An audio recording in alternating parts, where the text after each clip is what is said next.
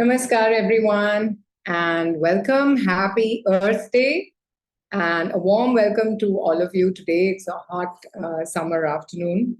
My name is Manisha Sheth, and I am an architect by training and an environmentalist. And for the past 22 years, I have been working in the field of sustainability through my organization, eCoexist. Thank you for taking the time to join us today. This is an event that I have really been looking forward to. We called it REBEARTH because it is about a campaign that is being run now for 4 years. And the name of the campaign is Punaravartan. Perhaps many of you may have already looked it up. But Punaravartan is actually a Sanskrit term for rebirth in a sense. This campaign was initiated by eCoexist, but it grew and it now includes more than 30 organizations across 4 states in India, and we have covered 8 cities so far. So today, our guest speakers, who I'm really honored that they have taken the time and that they have agreed to participate in Punaravartan. We have several architects who will be speaking to us. We also have a ceramic designer from Ahmedabad, and we have some material experts joining us from Bangalore. They run a construction lab, and they'll be speaking to us about the material. So the material in question that we are talking about is what is called Shaadu Maati. Maybe many of you in Maharashtra are familiar with this term. It is a sort of a natural clay. And I will share with you why we are gathered here to speak about this. I'd like to warmly welcome the speakers who are already here. Hi, Vaibhavi, Dhruvang, Priyanka, also Anujna, and I'm glad to see that Yogananda ji is also already here with us. So bear with us because it's a bit tricky. We have several speakers and several presentations. The format of today's session, we have 2 hours with us. The format is going to be interactive. We have actually invited you here because we wanted to invite you to participate in an ongoing process. This is a process of exploration and experimentation. We don't have some great news for you already, but we are hoping that by sharing our processes with you, more great ideas can be generated. And so we do warmly welcome your inputs and your participation. With me, we have Gayatri Damle and Maitreya Ghorpade, who are on the core team for Punaravartan. We also have Suchismita Pai and Satya Narayan, who have been on the core team and who've been partners with us, so they're very familiar. Welcome to both of you, Satya and Suchi, and Sanjeev Naik and many others. I won't name everybody, but I'm just so glad to see that all of you could make it. So with that, let me just try and get the presentation started. I will start by giving you kind of an overview because many of you may be new to Punaravartan. In the meantime, if you can also share with us in the chat box, we wanted to know how many architects are here with us or students of architecture. Or you can even share with us your interest in why you wanted to attend this meeting on the chat box. I'll just share this with you here. So as I said, the term Punaravartan is a Sanskrit term, and Avartan means taking shape or taking form. And Punar is, of course, again. So philosophically, it talks about a cyclic view of life. The photograph you see here below is not unfamiliar if you're an architect.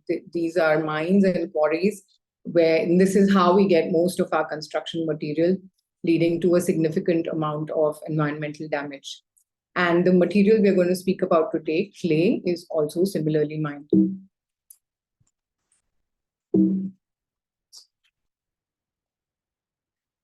So I want to, at the very outset, offer my thanks and my gratitude to all the various organizations without whose help and support and generous participation Punaravartan could not have reached the level that it did. We have, like I said, more than 30 organizations and 8 cities. You can see all of this on the website that we have created. Some of them are mentioned here. So this has also been probably the largest campaign that we have been engaged with, and it's been quite a learning process for us, to see how so many people can come together. In a way, it is the beginning of a people's movement. At the bottom, you see that there are obviously some government departments also who have engaged with us and supported us. And we are hoping that eventually this entire effort will be mainstreamed into the government's waste management systems. So the Punaravartan campaign is mainly talking about the Ganesh Chaturthi festival to begin with. We are focused on one festival. And the vision is that we want to ensure that all these religious festivals have a zero waste kind of vision and that they have a minimal impact. All of you are familiar with the problems of the Ganesh Chaturthi festival and more than anything else, the ritual. And it is the ritual of visarjan, which happens at the end of the festival. And interestingly, I have now been working on this festival and its impacts on the environment for 17 years. I started in 2007. So this has given me a lot of opportunity to speak to people, to understand their belief systems, and, because we have always felt that one has to approach issues such as this with a lot of respect for the sentiment involved. However, when I actually asked people, कि आप विसर्जन क्यों करते हैं, very few people seemed to really know the origin of this ritual. And when I went back and tried to look into it, the philosophical significance is really about letting go. And these were the kinds of terms that were associated with this Sanskrit word of visarjan. It's a ritualistic farewell. It's a relinquishing of sorts. It's an abandoning or a giving up or a letting go, a surrender in a way. And especially for the Ganesh festival, like all of you know, with the very popular slogan, Ganpati Bappa Moria, Purcha Varshi Laukarya. So there is this definite faith that by letting go, things will come back, like that there is a cyclic kind of order in nature. And so in a sense, this is a beautiful ritual, which is encouraging people not to be attached, encouraging people to learn to let go. And so in a sense, it's not the ritual itself that is a problem. The problems actually begin because of the use of materials. And, many of you have seen this. I just included it here.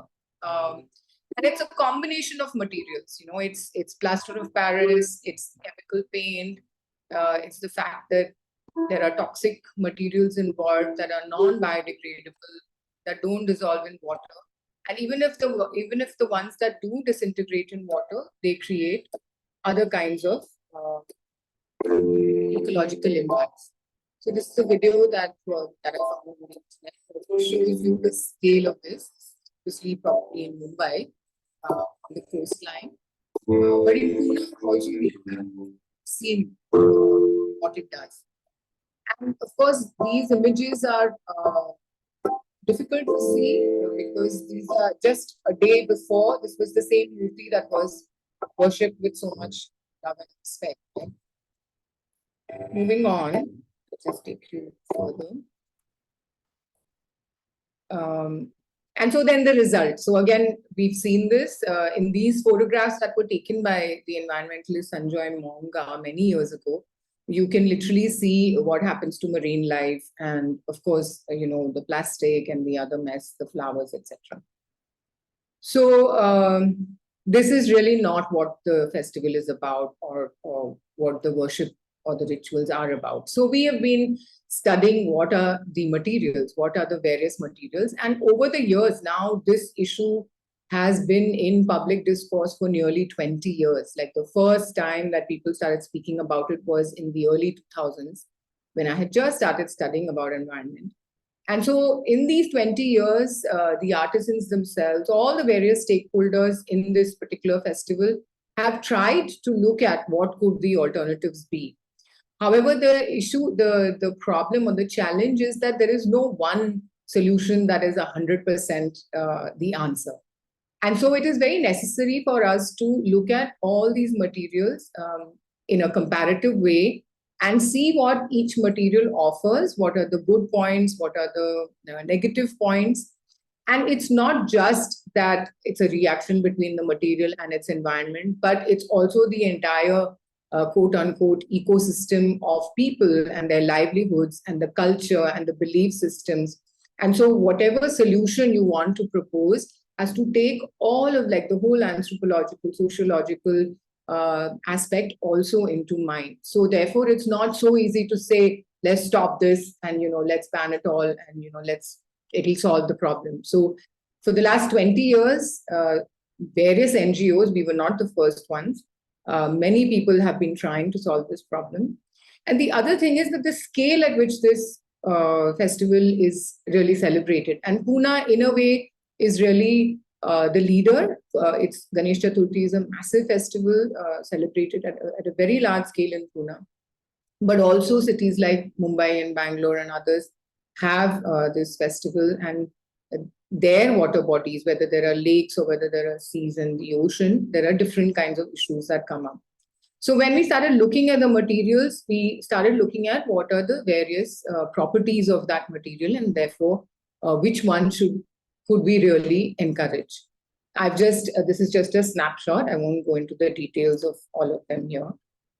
But today in particular, we are talking about this material called Shaadu Maati in Marathi, which is a type of a clay. I think that part of it is this clay called bentonite, but there is also a mixture of other things. And in different parts of Maharashtra, they use different types of soils. So we are talking mainly in Pune and Mumbai in Western Maharashtra, which mostly gets its clay from Gujarat. And so this is the particular clay that it's a gray colored clay, as you can see, which is then further embellished with paints of different types. So this is the material we are going to look at. And the reason why I felt that it was important is because all these years, the whole focus was on plaster of Paris and the fact that plaster of Paris does not dissolve in water. And so the idols that were being immersed in natural water bodies would simply sit there for years together. Or then there was no way of disposing of them. And so the government in Pune has set up alternative immersion tanks. But even after the immersion tanks are full, they have to be actually taken out of there and then disposed of somewhere else. And so the standard practice, having no other option, the government has been putting it into open quarries. In a way, it becomes landfill. Now, here we are talking about a large quantum. So it's in Pune alone, I wouldn't be surprised if it would be over 100 tons of clay that are getting used. So when in 2020, when the government actually came up with a ban on plaster of Paris, the first thing that everybody would turn to was clay, because clay was traditionally used before plaster of Paris was introduced. And clay is a non-renewable resource. You can see here another photograph of a mine from Gujarat. And it is not just used for idol making, it's used for many other things. And so proportionally, perhaps the idols are not the main use for which it is being mined. However, what we also discovered is that this can be actually easily reused. So when the ban on plaster of Paris came through, we realized that more and more people would turn towards the use of clay, and that would create another kind of ecological problem. So here I've just included the Central Pollution Control Board guidelines that were established in 2020. We have been over the years making a lot of popular, attractive educational material for people. So this was a poster that we had created. And it basically says that plaster of Paris idols should not be immersed. Anything that has toxic chemical paints on it should not be immersed. And then single-use plastic and thermocol materials for decoration should not be used. However, these guidelines are not about the production of the idols. They are focused on the immersion, because the main challenge is that all these materials get thrown into natural water bodies and create a whole lot of water pollution. There was also mention of the size of the idols, because now as our populations grow in the cities and everybody is using large idols, that itself is creating a problem. So these were the, very briefly, there were of course many other points in the guidelines, but very briefly, this is what the guideline said. Now, last year when we looked at, so like I said, Punaravartan was launched in 8 different cities, and we asked in the cities, we asked them certain questions that has the use, production and immersion of plaster of Paris idols being banned in your city. And we found that even though there is a Central Pollution Control Board ban, very few, I mean, almost none of the municipal corporations have been able to implement this ban. As an incentive to the artisans to move them out of plaster of Paris and to, shift them towards other materials like clay or paper mache or cow dung, the government decided to give an incentive to them. And for some reason, they decided that they would give them free clay. And this, although I don't agree with it, but this was felt that it would help the artisans to shift. So we asked how much of that is happening. Is immersion still allowed in natural water bodies? So in Pune, finally last year, the PMC did attempt to put barricades on all the natural water bodies. However, it's not 100%. But Pune is one of the leading cities in this case. Is the use of plastic and thermocol decorations allowed in your city? And are clay idols freely available? In the sense, are they available in the market? So if people want to shift away from plaster of Paris to clay, is this something that is accessible? And these are the cities that we were in. So this is just to give you an idea. Again, this is a snapshot of what we found. The ban on POP, only Nasik has been able to really, strike it down. Free clay to artisans is being given out in a few cities. Immersion in water bodies is still being allowed. And of course, clay idols are available in all these cities. Now here, I'll just want to play this for you. It's a few minutes long. This is how we invited people to bring the clay back to us. And when we spoke to the artisans we have been working with, they immediately agreed and said, yes, clay can be reused, but how are we going to collect the clay? So this is how Punaravartan was born, because we realized that we need to set up a collection system. And for this, people need to do the immersion of the idol at home, if it is a clay idol. So this was a small kind of video that we created and showed them that it's a simple thing to simply do it in a piece of cloth and remove any organic materials. And then, take out the water from it. And this is how the clay looks after the murti is dissolved. And then you drain out the water, squeeze it out. And that leaves a clay sludge with it. Now, this way of doing it at home, at an individual level, ensures that the material stays completely clean, that there are no other, as you can see, the clay is very clean, and you put it out to dry. And then this is how we invited people to bring the clay back to us. And these are all the various organizations that helped in this effort. So finally, in 2020, let me stop this now. Let me take you to the next.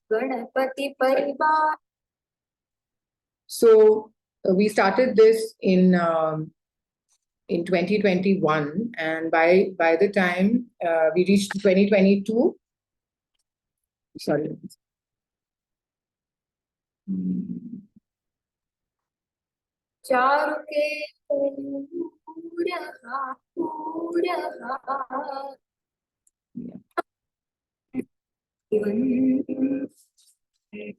Okay, so this is how the clay was collected, and as you can imagine, it was a massive effort.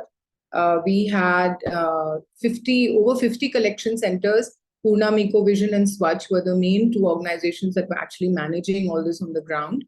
And we were completely blown away, because the first year that we made it public, we went from 30 kgs in 2021 to 23,000 kgs in 2022.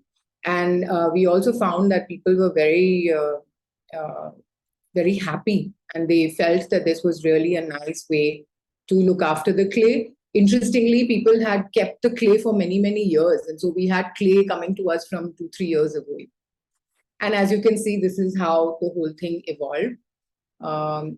And then this was in 2022. And in 2023, we were also able to rope in the Pune Municipal Corporation and ask them to give us the clay that was collected in these artificial immersion tanks. And this was a bit trickier because there was a lot of labor involved in collecting this. And also it was not a very clean clay in the sense that one could expect a mixture of materials in this. So there may be people who bring lal mati or even gobar, cow dung murtis. So we realized that the 5 tons that the PMC was able to collect from the public immersion could not be directly given back to the artisans. So the clay that came from the individual collections was clean. It was collected and very nicely, neatly taken back to the murtikars. We had several artisans who agreed to take it back from us. And that was also recycled and made into idols for the next year. So that whole system worked very well. But this one, the public immersion, is still a challenge. And so the 5 tons that we received from the PMC, we sent to the various architects from whom you're going to hear today, and to see whether it could be actually applied in other applications. This is just to show you how much we were able to collect. As you can see, it's a very labor intensive, and but because it became a collaborative thing with so many organizations helping in, we were able to do this. Other cities like Thane and Nasik and Pimpri Chinchwad are also growing in the quantities that they are collecting. And these are the murtis that are made from the clean clay. But then what do we do with the rest of the clay, which is not so clean? So here we are today, and we have been so honored that many of these architects have agreed to experiment with us. And so what we are going to see today is really what was done by all of these people.